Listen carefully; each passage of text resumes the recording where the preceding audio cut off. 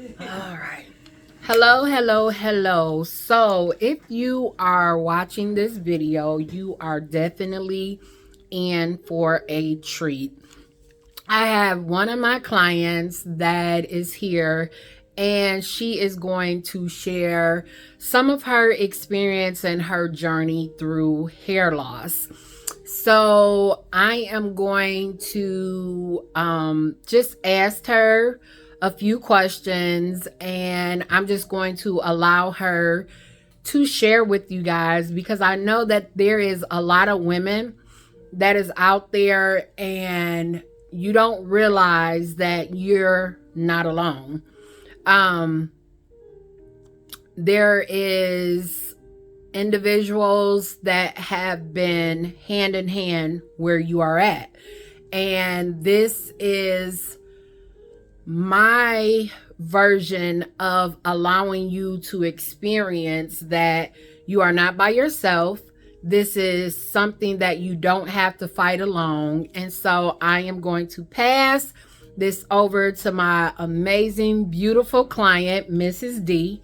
You're going to hear her voice, but you're going to see my face. So, Miss D, I want you to just share with us, what has this journey of hair loss been like, and when did it all begin for you? Well, it began gradually about 5 years ago. It was thinning out, but I still didn't really know enough about hair loss. Didn't think I would be a candidate for hair loss, so I wasn't educated enough. So I still was doing my same hairstyles. The perms, the every now and then I would do. Well, it all started off with ponytails actually. You know the back with the drawstring ponytails. I would Yes. comb this back and put it in that ponytail. I was famous for the ponytail. Okay. So it made it started thinning out around the end. So, but I'm 45 now. So Okay. let's just say I moved to San Antonio when I was 2016. So when I was about 40 is when the thinning started moving faster. Okay. Okay, so um, let's see. I started going to trichologists. I heard about trichologists, and I thought that was gonna be the answer because I'm thinking maybe it's just a little traction. It'll grow right back. Spend $1,500 treatments every week. $1,500 later, no results. My hair did not grow back. Started went to a dermatologist. Started doing I think it's called the PRP shots. They do injections into your scalp. Yes. Like a acupuncture almost. Started doing those. Did that for about 3 or 4 months, paying with my insurance. That's more money. So we're looking at about $5,000 altogether by the time this is all said. And as of today, the section that it was more concerning is still the same way.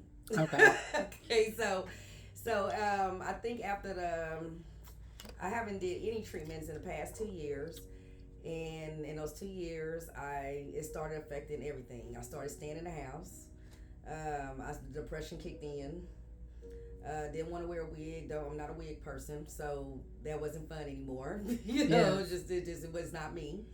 And it was just easier just to stay in the house. So working from home, everything being delivered to your house, I started becoming kind of introvert. Only Okay. people that knew about my situation, I would still interact with. But as far as meeting new friends or new people, that social life it ended. Okay. But now I'm here today. Maybe my social life is gonna resume again. Yes. Maybe I'm gonna come out the house. And this is where this is maybe where a new journey is gonna start. Okay. So yeah, so hair loss is real, and I'm 45. I got a son that's 20, a daughter that's 15, fits to be 16, and you thinking, I'm almost done with motherhood. Now it's ready for Stella to get her groove back. So I never thought at 45 I'll be dealing with this. Yes. So it was a setback. Got you. Yeah, it was a big setback. So, what has been one of the most trying things through this experience that you felt that you had to deal with alone? Um, Deal with alone. I think getting empathy. I know my friends they don't mean to be, but hair is just a big thing right now. Mm-hmm. And so you have my friend, yeah, girl, look at me. Yeah, you know, I'm natural. So, you know, and you know, they not thinking because it just, and naturally it shouldn't bother me because I'm not Yeah. really a jealous type or but this is an insecurity I have. So you're like, I wish people would be a little bit more sensitive if you know what's going on. Why would you even, Yes. you know what I mean? So, yes, it was causing me to feel a little animosity or start to feel a little insecure about being around certain people, you know, that before I had no problems with. You know what I Yes. mean? Yes. So yeah, I think it definitely my mentality. I think it started changing my personality. You know Okay. what I mean? So yeah, and I think I felt alone because I feel like people they understand, but you don't understand till you truly going through it. For instance, not nothing. You could just do this and do this. Man, it ain't that easy. You know what I mean? Yes. Well, you just put a wig on and get something to measure. I'm not a wig person, so it ain't gonna feel like me. Yes. I don't want to go out there dating and meet a person they beat me with a wig on and then they realize I'm never taking it. You know, I always got a wig on. And then you might hear a comment from a guy. I watch these little podcasts. Mm-hmm. They can't stand wigs sometimes. You know, Yeah. it's so the thing now. So that was an insecurity. Like I don't want to be nobody because the first thing they go think is I'm just one of them. You know, these people that's just into the wig thing. So it just changes everything. Hair. I didn't realize hair was that important, but it really is important to a person, and you don't realize until you're dealing with that. Yeah. Yeah. So, where you are at today versus when you first started dealing with hair loss, what can you actually be proud of yourself about? Proud of myself that I really, technically, I give up all the way.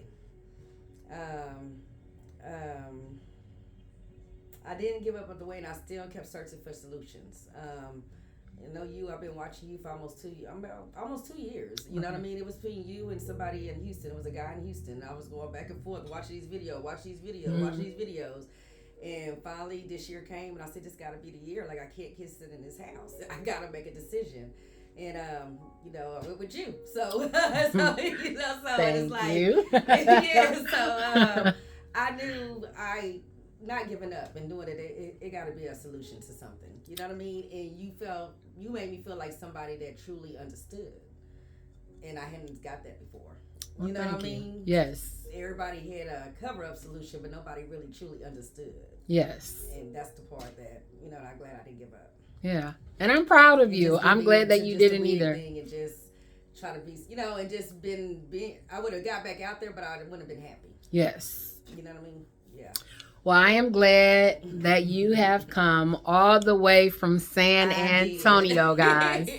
I am honored. I did not drive past the hour, so that was a big jump for me. Wow. So I did it. Well, I thank you. I thank you for sharing your experience. Yes. I thank you for just being vulnerable enough to share.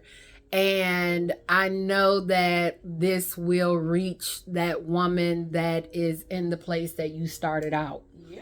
So just know that this is a chain effect and it will be a positive reaction. We're going to speak that. And for the next woman to come out of that dark space. So I hope that you guys have allowed this interview to inspire you and let you know that you are not alone in your journey, and that I truly pray and I hope that you find the right fit, the person that will resonate with you and your hair needs, and that will be able to allow you to be a voice throughout this whole journey and experience something new. So thank you guys for trusting the process. I thank Ms. D for trusting the process. Now it's time to do what I do.